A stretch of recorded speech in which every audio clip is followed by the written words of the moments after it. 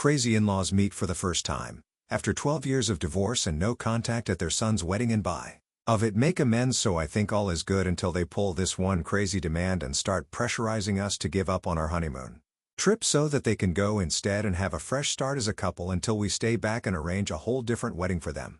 And claim that I'm a bridezilla, a homewrecker, and spoiling their good-hearted son because I'm refusing to give in to their crazy demands. I, 27 female, got engaged to my fiancé Aaron, 26 male, last year on our 3rd anniversary. We have known each other since high school. We became best friends within days of meeting each other. Eventually we started dating. My parents Frank and Area 50 male and 50 female were always very involved in my life, but his parents Ross and Melissa, 56 male and 48 female, were never that involved in his life. But they still did not think twice before demanding our honeymoon from us. They wanted us to cancel our honeymoon. Well, no. They wanted us to let them go on our honeymoon instead of us. When we asked what they meant, they explained by saying that they have finally reconciled at our wedding after 12 years of being apart and they deserve a vacation together to rekindle their love. Aaron used to always talk about how terrible his parents were when they were still married, and he was genuinely relieved when they finalized their divorce. That was before I came into his life. I have seen his parents around for his birthdays and stuff, but they were never spotted together because they kept absolutely no contact whatsoever. Anyways, so when we started planning for our wedding, my family was all in, but his parents did not even bother to ask about it. They just let us know that they will be there. We made sure they knew that both of them will be present there just to avoid any drama on the wedding day. But they seemed completely okay with it. Cut to the wedding day and everything seemed perfect. Everything went smoothly, and after 4 years of being together, we were finally married. We had dreamt of this day for so long. We were so happy and into each other that we barely even noticed anyone else. Then, in a while, the reception started. Everyone was having fun, dancing and drinking. We did catch a glimpse of Aaron's parents sitting together by the bar and chatting. He thought it was nice that they were trying to act civilized after being on the Alps for over 12 years. Then came the time for toasts. Our friends and my parents gave the most beautiful toasts and we thought it was done. But then Aaron's parents said that they wanted to give a toast together. The thing is, even when it came to Aaron, his parents never agreed on anything, and the story of their divorce was famous all over town. So when they announced that they wanted to give a toast together, quite a few heads turned. But of course, we were happy that they wanted to say a few nice things. But they did not say a word about Aaron, and neither did they congratulate us on the wedding. They kept reminiscing about the time they spent together. Again, it was amazing that they were getting along, but that day was not supposed to be about them. It was supposed to be about their son and his bride. But we just guessed that they had a little too much to drink and we just ignored whatever happened. Apart from this, the reception went well. No one had any complaints. We were supposed to leave for our honeymoon 2 weeks before our wedding. Around 3 days after the wedding, my in-laws showed up to our house unannounced together. It was weird if I'm being honest. Anyways, they sat down in our living room. We gave them some tea and they skipped any sort of pleasantries and went straight to their point. They wanted to go on our honeymoon instead of us. Their reason was that we are still young. We will be able to go on any number of trips we want to, but they are old and they do not have that much time left in their lives. So we should give up our honeymoon to them. To this, Aaron and I said that if they wanted to go on a trip, they could easily book any place they wanted. It would not even take that long. But according to his father, spending money on trips is a waste of money and taking time to plan a whole trip is very boring and annoying. But since we have already paid for everything and planned out everything, we should just let them have it and they would pay us back once they returned. Aaron thought they were joking, so he laughed at what they said, but then he realized that they were being very serious. He asked them why they would even suggest something so ridiculous, and he was completely against it. We had planned this trip for months and then canceling it for his parents just felt like something we would have never even thought of. But his parents kept insisting. Aaron was very firm on his decision, and he told them that he would not even want to consider this, but if they need any help with booking anything or planning anything, he would be more than happy to help. But his parents kept insisting and they started guilt-tripping him. They started reminding him that they raised him and this is the least he can do for them and that he owes them everything. They even gave him a rough amount of what they spent on him throughout his life. And by this time, Aaron was feeling terrible and he just wanted them to leave. In haste, I just told them we would think about it, and they seemed content with that, and they left. Later that day, Aaron and I sat down and had a conversation about what we wanted to do. And both of us decided that we would talk to his parents and make them understand that this trip was meant for us to begin with, and we would like to keep it that way. But before we could reach out to them and let them know about our decision, we heard from them again. We were added to this group called Family where we received 4 to 5 long messages. The messages basically stated that we should plan a second wedding for them, and that this will be their way of telling the world that they are officially off the market and together again. According to them, Once they get married again, we can all be a big happy family and they would like us all to move in together. They added that they think we should plan their wedding because our wedding was beautiful and my mother-in-law wants something similar to that. We were stunned. Aaron was losing his mind. He kept rambling on about how toxic his parents were to each other and to him, and that if they got married again, it would be the worst possible thing ever because they were always at each other's throats before they separated, and this time would not be any better. On top of that, they wanted us to live with them, and it seemed almost impossible for Aaron because growing up around them was traumatizing enough for him. He did not want to put himself or me through that.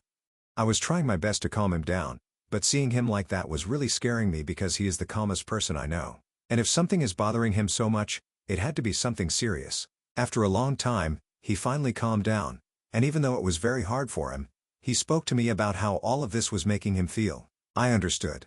Growing up, he always hated being around either of his parents, and if he had to live with the both of them, he would not be able to deal with that. So we decided that we would firmly stick to our decision and let them know that letting them go on our honeymoon instead of us would not at all be possible, and we would not be able to help them arrange the wedding. We asked them to meet us for lunch at a restaurant because we thought they would not be able to create a scene in public. We sat down, ordered some drinks and we went straight to business. We told them whatever we had to say. We made it clear that this was our financial decision. Before we could even finish talking, Melissa got up and screamed in front of the whole restaurant, claiming that their baby boy could never decide to turn them down and that it must be me who made these decisions. They called me a homewrecker, a bridezilla, and they said I was manipulating their son and turning him against them. Hearing this, Aaron got up and yelled at them, saying that he does not want to be a part of their wedding, if there will be one at all, because they were terrible together. And he added that he would not tolerate anyone saying anything bad against his wife. He asked me to grab my bag and we stormed out from there. On our way back, I asked Aaron if he thought I manipulated him into making this decision and if I was getting between him and his parents. He assured me that I have nothing to worry about and that his parents always find someone else to blame even if the blame is completely on them. He asked me to focus on the rest of our honeymoon planning. We are leaving for our honeymoon tomorrow. They have not reached out to us for anything, but now I'm wondering if I was being selfish not letting them have their second chance. Maybe I should have given a little more thought to it. Ida for refusing to cancel my honeymoon so my in-laws could get their second chance. Update 1.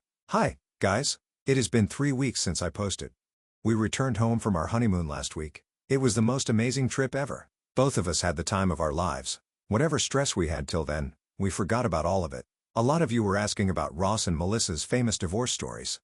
So here it is. Ross and Melissa divorced because their marriage was in serious trouble. They were always fighting and hurting each other. They both cheated on each other multiple times, just adding to that situation. Their friends and family and almost everyone in town witnessed the arguments and problems, so word spread quickly.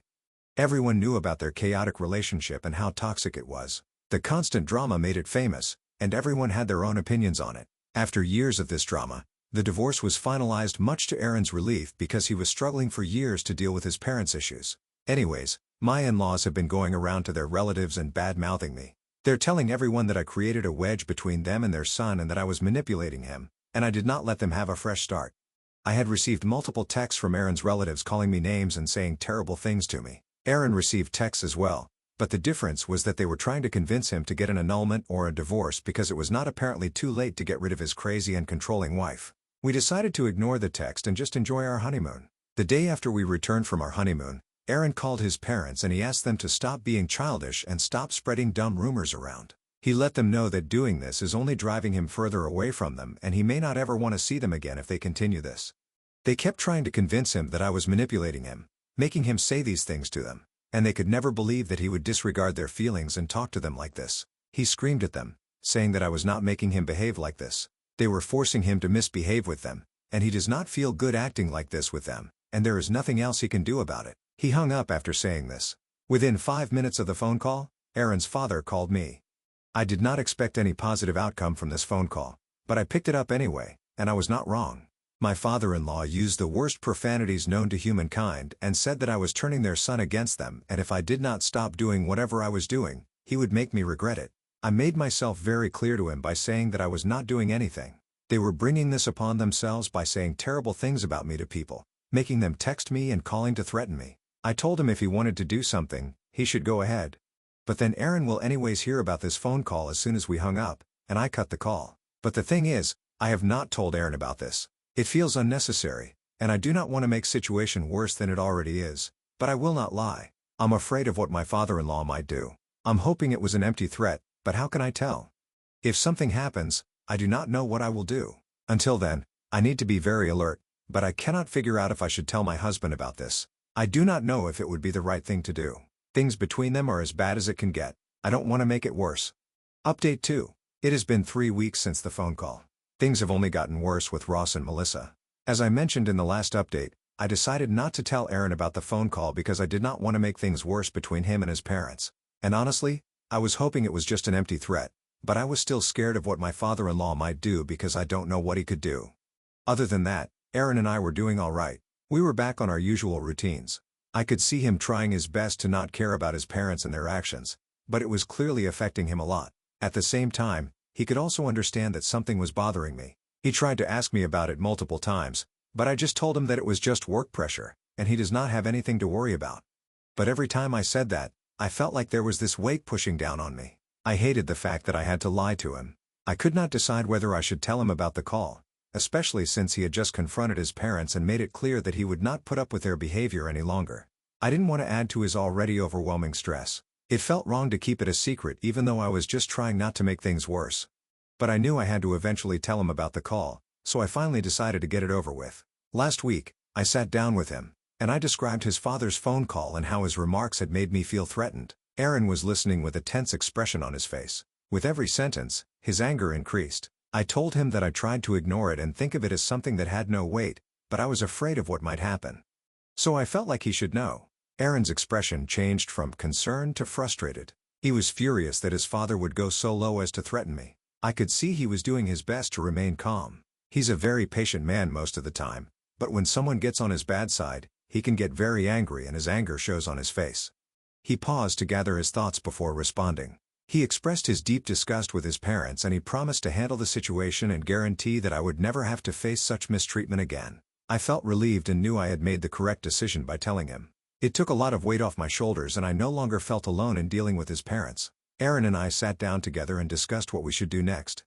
We decided that Aaron would contact his parents once more, but this time he would be very clear about our expectations. He would tell them that their behavior had to stop and that we would not let them interfere with our lives any longer. We agreed that to protect our relationship, we needed to establish clear boundaries. It was not just about putting an end to the arguments. It was about creating a safe space for us to live our lives free of the constant stress they were causing. We wanted to live a peaceful life together, but we knew we could not do so if his parents kept bringing negativity and drama. Aaron and I promised to always put our marriage first. We would not let his parents' actions affect us anymore. We have not had time to reach out to his parents yet, but I will put an update after Aaron has a conversation with them. Update 3. Hi, guys. It has been a week since the last update and Aaron finally spoke to his parents. So around 3 days back, Aaron called his mother. He was doing his best to remain calm. He wanted to speak to her in a respectful way to make sure she understood our boundaries. He felt nervous and worried, but he knew he had to do it. When she finally picked up, Aaron began explaining how their actions hurt us. He told her it was difficult for him because his parents did not respect our decisions. He mentioned how their constant demands were putting a lot of pressure on us. I was able to hear Aaron's end of the conversation, but she was clearly unhappy. Her voice was loud and upset, and Aaron had to stop talking several times to allow her to calm down. Even though it was a difficult conversation, Aaron remained patient. He kept saying the same thing. We needed them to respect our boundaries and allow us to live our lives. He also expressed his disappointment that they were speaking negatively about me to their relatives. He made it clear that if they did not stop, he would have to back away from them. The conversation seemed to go on forever and I could tell Aaron was struggling. His mother refused to admit anything and she insisted that it was our fault. She claimed we were pushing them away and not showing them enough respect, but Aaron refused to back down. He kept saying that we only wanted respect and peace. Aaron looked tired when the call finally ended, but he also seemed relieved that he had voiced his opinion. He told me that his mother did not fully understand why we were upset, but she recognized how serious we were about setting boundaries. We both understood that changing their behavior would be difficult, but this was a good first step. Aaron said he would call his father next, but he needed a break before doing so. Aaron called his father the very next day. This was an even more difficult conversation than the one with his mother. Aaron's father was furious, accusing him of abandoning his family. He also made more hurtful remarks about me. Aaron, on the other hand, maintained his cool and refused to be affected by his father's words. He reminded his father that the only reason we were setting boundaries was to protect our happiness and prevent any further unnecessary fights. He also stated that if nothing changed, He was ready to cut off contact completely, and he told him that the ball was now in their court and we were done trying to explain things to them. He felt drained after the call, but we knew we had done the right thing by standing up for ourselves and each other. We started to notice a slight difference after that. Aaron's parents stopped calling us frequently and messages from relatives began to slow down. It was not ideal, but it was a start. We both thought that eventually his parents would see things our way and value the life we were creating together. For the time being, we are content to have some space and focus on our future without being distracted by the constant drama. Update 4. It has been 2 months since the last update. In around 1.5 months back, I received a message from one of Aaron's cousins, Lila, 29 female. We had not talked much in a long time, so this was unexpected. The message was friendly and made me smile. She said that she had heard about the issues we were having with Aaron's parents. She wanted to check on us and see how we were doing. It felt good to know that someone in Aaron's family cared about us. We had felt very alone over the last few weeks. Aaron's parents had been making our lives complicated and we were not sure how to handle it. We thought his entire family was against us. However, talking to his cousin gave us hope.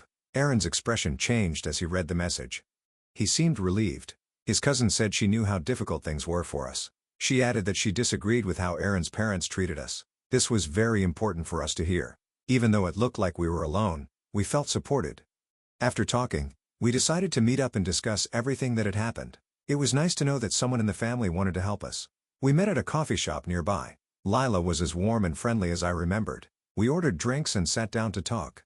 As we began to share our stories, it felt like a weight had been lifted from our shoulders. Aaron opened up about how his parents made him feel. He discussed how their actions had hurt him. It was difficult for him to share his feelings, but it felt good to finally share them. His cousin listened attentively. She nodded and showed that she understood.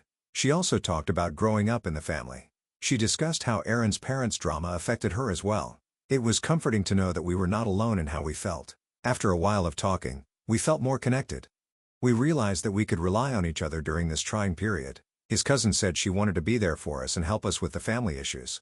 We were grateful for her support. We felt so much better as we left the cafe. The meeting had been an absolute relief. At this point, it feels like maybe things might just eventually get better with Aaron's family. We have decided to stay in touch with Lila and continue to build that relationship. It really is a relief to finally have someone to talk to about this mess apart from each other. Update 5. Hey, guys! It has been almost 6 months since I gave an update. I have been caught up in a few things. This, hopefully, is the last update. Aaron and I kept in touch with Lila after we met at the coffee shop. We texted her frequently and made plans to hang out more. We felt better each time we spoke. We took comfort in the fact that there were still family members who cared about us. 5 months ago, Lila invited us to a family barbecue. We were initially nervous about going.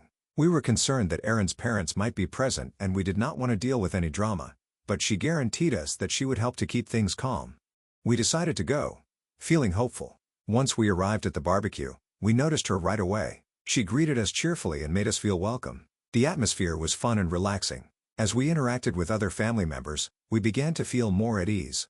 Throughout the entire afternoon, we spent time talking with Lila and meeting the rest of Aaron's relatives. They were welcoming and supportive. It was nice to connect with them, especially since we had been feeling so isolated. We eventually made our way out of the house and into the backyard where we noticed Aaron's parents in another corner. They did not seem to notice us at first as they seemed to be having a conversation of their own. This allowed us to enjoy the barbecue without worrying about them. After a while, Lila suggested we say hello to his parents. She said it was an excellent opportunity to show our willingness to move forward. We were both nervous, but we agreed. When we approached them, Aaron's parents looked surprised. In the beginning, there was an awkward silence, but then Aaron spoke up. He greeted them and attempted to keep the mood light. We made small talk and it turned out to be better than we expected. They were not rude. On the contrary, they were polite and sweet, and it felt as if the tension between us started to ease. Throughout the evening, we interacted with other family members, and it was nice to see that people wanted to get to know us better. This allowed us to move past Aaron's parents' drama for the night, at least. In the coming weeks, we kept in touch with Lila and other family members and they tried to keep in touch with us as well. We built up our connections and it felt good to have a support system. The more we interacted with them, the more things started to look up. We also decided to have a straightforward discussion with Aaron's parents. We wanted to set some boundaries, but we did not want to trigger further conflict. We felt prepared to discuss what had occurred and express our feelings peacefully. Over the weekend, we invited his parents to lunch at a nice restaurant. We intended to create a peaceful setting for the conversation. Aaron's cousin had encouraged us to take this step and we hoped it would be helpful. At lunch, we began by catching up. We discussed our lives, work, and some interesting plans we had. We gradually shifted the conversation to the last few months. We explained how their actions had made us feel and how they had affected Aaron. To our surprise, they did listen. They did not make any interruptions or become angry. Instead, they seemed to consider what we were saying. This was a small win for us. Aaron's parents apologized for their behavior after we expressed our feelings. They admitted that they were out of line. They explained that they were just trying to get back together and have a fresh start, but they were uncertain about how to do so. They also said they realized that they messed up with Aaron when he was growing up and they feel terrible about it. And even though they cannot go back and fix things, they would like to make things better moving forward. We felt relieved after hearing their apology. Aaron felt even better because they finally acknowledged all the mistakes they made when he was still a child. We ended our lunch on a positive note. We felt like we could breathe again. It was obvious that things were beginning to change. Over time, we had established an understanding with Aaron's parents. They began to accept our point of view and we saw a different side of them. We maintained communication with Aaron's parents over the course of several weeks. We noticed that they were attempting to be more supportive and respectful, and we felt like we were getting closer to a healthier relationship. 2 months ago, we even invited them over for dinner. It felt good to have them over and share a meal together. We chatted, laughed, and enjoyed each other's company. It was quite the opposite to the tension we had experienced previously. We are getting better at navigating our relationship with Aaron's parents over time. Although we maintained our boundaries, we also made room for communication and understanding. We have been seeing each other a lot lately. Currently, everything is going well between us and my husband's parents. We're working on building up our relationship with them, and Aaron is working on strengthening his relationship with them individually and together. It finally feels like everything will get better now.